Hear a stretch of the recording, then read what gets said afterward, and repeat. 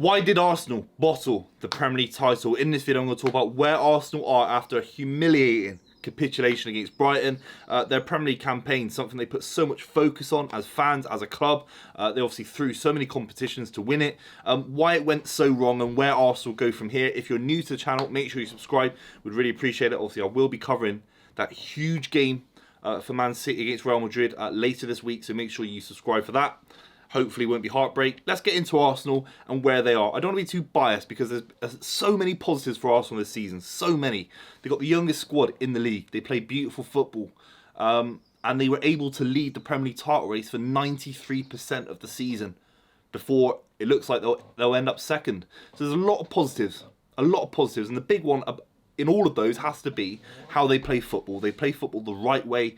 They can dominate teams. They can blow teams away. I feel like we haven't seen that in such a long time, and there are some major concerns for Arsenal if they want to go on and win the Premier League. Now, I think that there's a weird narrative around Arsenal. Are Arsenal one of the biggest football clubs in the country? For me, they are. For me, for a lot of people, they're the third biggest club in the country, based on how many league titles they've won. I think they won 13 league titles in the last, in all of sort of English football history. That's huge. When I was growing up, they were the best club in the country in terms of how they played, how they conducted themselves. So being in the Premier League title race isn't a fluke, isn't a joke for Arsenal Football Club. A lot of Arsenal fans actually kind of see it as a kind of lucky, kind of one shot, one in a million kind of shot of winning the Premier League title race. For me, if you're Arsenal Football Club and you're Mick Arteta, he's got one of the biggest jobs in European football. He's done very well to get there, and he's led this side to winning the Premier League title race up till yesterday against Brighton. And where has it gone completely wrong? There are some massive issues. I think this Arsenal squad, getting up to March, April, being potentially 8 points clear in the Premier League title race, the transfer strategy for Arsenal will be questioned. Why are there so many gaps in this Arsenal squad? Not everyone can compete with Man City, but you actually look at the amount of players that Man City have used in the last few months. It's relatively comparable to Arsenal. Now, obviously, there's a couple more £50 million players here. We're a little bit further along in our process, but Arsenal have got. They spent a load of money on Vieira. That's not worked. Someone like Trossard's come in, and he's been fantastic, but he made a mistake against Brighton yesterday. I think Arsenal need 2 or 3 more world-class players to get them to push into the kind of Premier League title challenger every season kind of discussion.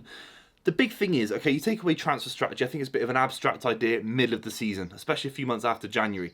They made those signings as well. They did actually back Mick Arteta again with Trossard, with Jorginho. Kirill came in, who's been a sort of mainstay in that defence the last few weeks for Arsenal.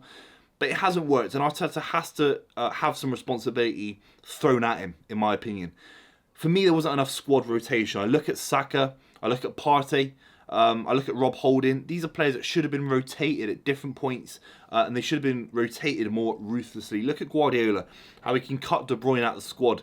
Phil Foden is now a second choice player for Man City. Laporte. These guys are serious world-class footballers on their day, and they get cut out of the squad if they aren't benefit. Kyle Walker, described by many as one of the best right-backs to ever play in this country. He was completely frozen out by Guardiola. He was told why. There's a strategic reason why. And that ruthlessness has meant that actually Kyle Walker's come back into the squad with an energy, an enthusiasm, a work rate that's even higher than he already was at. And that's because of Guardiola's management of the squad. Now, I think Saka, he missed that penalty at West Ham. Clearly his confidence is low. He's a very likeable, lovable footballer, of course, and Arsenal fans might disagree with me. I think he should have been dropped for this Brighton game. I think there's opportunities there to play other players. Could you play Jesus and Eddie Nketiah down the middle? Is that an opportunity? I know it's a different kind of quality. Saka's been unbelievable this season, but there is a discussion to be had that if you're already losing in the Premier League title race like they were at the start of the game going into Brighton, that squad rotation is so important to keep it fresh and have these guys challenging for their position. Eddie Nketiah has been frozen out. I don't think he's clearly good enough. But if someone like Saka looks fatigued as he is, he looked absolutely fatigued in the last couple of weeks, then surely there's got to be a discussion about rotation and getting minutes into the legs of Eddie Nketiah. Vieira's obviously not worked out. If it had, that would have been a discussion in terms of rotating someone like Xhaka, for example. I think a big player that we don't talk about enough, Emil Smith-Rowe. I know he's had his injuries, but he's been fit for the last, month. He's a creative player that could have actually maybe broken sides down against West Ham, for example. Could he have come on earlier against Man City to change the game? He's a very talented, creative player. And actually, we talked about him last season. He's one of Arsenal's best players with Saka last season. He's been completely frozen out by Arteta, not been trusted at the right times. I mean, Arteta has to trust the youth. He's been trusting the youth up to this point. Saliba, for example, a young player that's come from France, won the Young Player of the Year award last season. He was trusted, but then there's this weird kind of lack of trust for someone like Emile Smith-Rowe. I just look at it from afar. I think someone like him could have been trusted a little bit more. Someone like Kiwior, I think he's been really good for Arsenal. I know he got written up a little bit yesterday. I think that was a whole squad kind of performance. It was really poor from the whole Arsenal squad yesterday. But you think about that Man City game. You know, how was Arteta approaching the game? He wasn't setting up to defend sort of 5 at the back or 4-5-1. He played his normal formation against Man City, right? So he's playing this expansive brand of football at the Etihad, and they got completely blown away. So if you're going to do that, why do you play Rob Holding? Why do you play Rob Holding? You have to drop your line because of Rob Holding's lack of pace. That means Kiwior would have been a great player to have in your back line. He's got a lot more pace than Rob Holding. He's a lot better on the ball, that's for sure. So these kind of little tactical decisions that aren't coming off for Arteta, he's not even having the bravery to make these decisions. You know, Kiwior at City could have changed the game. It could have given them a little bit more pace, put a little bit more pressure on Man City, especially when Arsenal had the ball. They could have, you know, had that ability to recycle it a little bit more, put more pressure on Man City's back line. We talk about that Liverpool game as well. I look at that and I think, was he brave enough in terms of making that substitution for Zinchenko, who was clearly struggling all game? A position that I think Liverpool actually targeted. When you see a side targeting a position, that tells you everything you need to know about that player's form, about that player's confidence. The proof's in the pudding when you see Liverpool do that. And Tierney didn't come on quick enough, did he? They didn't make the substitutions quick enough. Tierney would have been a lot more defensively sound. Would he have got beaten by a nutmeg by Trent? I'm not so sure. So these are massive decisions for Mikel Arteta. I think Arsenal bottled it because of tactical naivety from Mikel Arteta. I just have to wrap up by saying I look at the overall energy from the football club. As soon as they're losing 2-0 to Brighton, and they've seen the City result at Everton, all the fans start leaving. All the fans start leaving. Now, I know, what can I say? What can I say? I'm not an Arsenal fan. I can't speak for Arsenal fans. But I think if you're a young Arsenal player and you're looking up at the stands, right, if you're someone like, let's have a look, maybe someone like Kiwior, for example. Let's say Kiwior is looking up. It's his first season at Arsenal.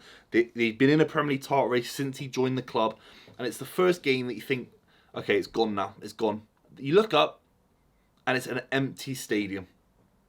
I think it's embarrassing. I think it's only a small commentary on it, but it actually kind of examines a wider point about Arsenal. I don't think Arsenal have got the winning mentality that they used to have. I think the Arsenal fans at Highbury 20 years ago would never have left them in a million years. Maybe I'm wrong, maybe I'm being short-sighted, but I think it actually alludes to the fact that Arsenal fans are a little bit, you know, the whole energy of the club, they don't feel they can win the Premier League. They don't feel like they're a big club, in my opinion. Maybe I'm gassing a bit, maybe it's a bit of a stretch, but there's an energy there where I think an elite club, of course there's always going to be fans leaving the stadium, but the amount of fans that left at 80 minutes in, 85 minutes in, it just exudes a lack of winning mentality, believing in the squad.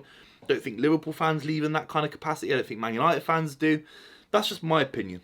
I think Arsenal have got to get over the fact they threw the top 4 race last season. The fact they've thrown a Premier League title this season. They've won an FA Cup with Arteta. That means they know how to get across the line.